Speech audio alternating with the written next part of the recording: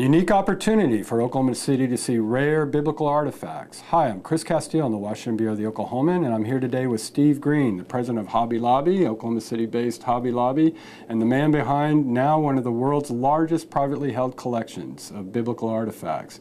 Thanks for coming in, Mr. Green. I really appreciate it. You got a big announcement today, which is that part of the Green collection, now world-famous collection, is going to be on display in Oklahoma City at the Oklahoma City Museum of Art from October 16th to May 16th. They're making that announcement tonight here in Washington. Tell me a little bit about Passages, the collection that people are going to be able to see soon. That's right, and we are excited to be able to announce today that Oklahoma City will be the premiere of our worldwide traveling exhibition that we are calling Passages, and it will house some of the most incredible rare biblical artifacts in private hands in the world. And from starting in May 16th at the Oklahoma City Museum of Art, we will be opening the traveling exhibition, and it will tell the story of the history of the English Bible. We are celebrating this year the 400th anniversary of the King James Version, which is the most widely published version of the English Bible, and this is to commemorate the 400th anniversary of the King James Version. And what will people see in this? Because this is a very small part of your collection. I think 300 items out of about 30,000 items. There will be a wide range of artifacts that will be shown, and there will be a wide history that we will be telling, starting from scriptoriums and scribes, how that they would transcribe the Bible from very early days through the early translations into many of the languages, European languages, and then ultimately into the English language.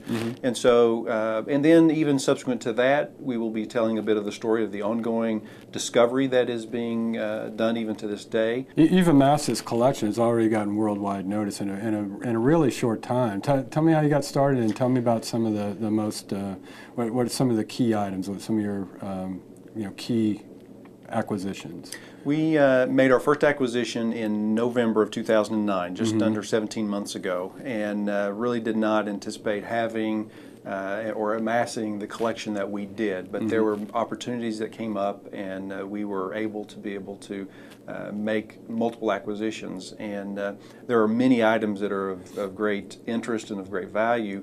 One that we'll be sharing at our announcement this evening, and that will be on show at Passages, will be the Codex Climaci Rescriptus, which is understood to be one of the oldest, relatively complete Bibles in the world.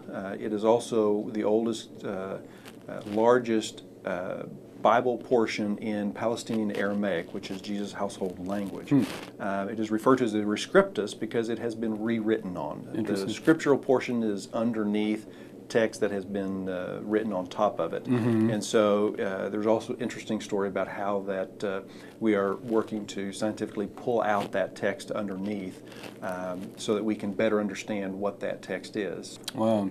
And I wanted to ask you about the museum too. I mean, you've been looking for a site. This is a very extensive collection, obviously, that's right now, I guess, in a warehouse in Oklahoma City, much of it. And you're looking for a permanent site for it all. Can you just give us a brief update on where you are on the museum? We are currently actively involved in the site selection process. There are 3 cities that we are primarily focusing on for right now. It's Dallas, New York City, and here in Washington, D.C. Okay.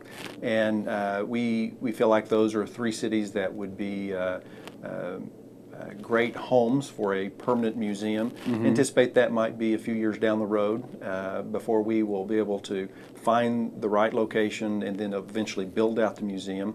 So in the meantime, that is why we are opening our traveling exhibition so that we can start telling that story and not have to wait until we have our museum opened. All right. Mr. Green, thank you so much for coming in. I really appreciate it.